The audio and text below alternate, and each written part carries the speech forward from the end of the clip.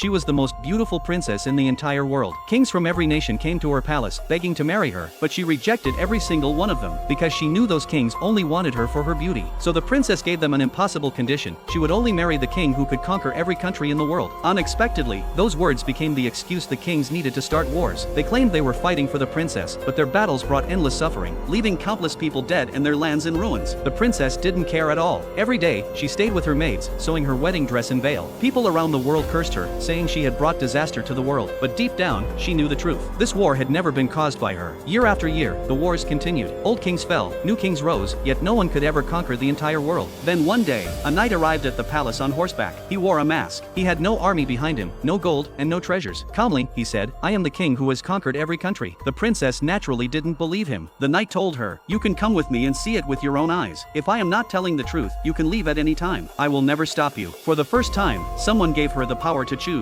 The other kings had never cared about what she wanted, but this knight respected her decision, and the princess was moved. She put on the wedding dress she had spent years making and left the palace with him. However, the farther they traveled, the more desolate the road became. In the end, they did not arrive at a magnificent palace. Instead, they reached a valley covered in darkness and filled with countless graves. The knight stopped and said, "This is my kingdom." He slowly removed his mask. Beneath it was not a human face, but a skull. He was the Grim Reaper. All the kings who had died in the wars were sleeping inside these graves, becoming his subjects. The Grim Reaper gracefully extended his hand and said, "Now it is your turn to decide. If you are not satisfied, you can still leave." The princess trembled with fear, but compared to the palace that had imprisoned her freedom, she still slowly reached out and held his cold hand.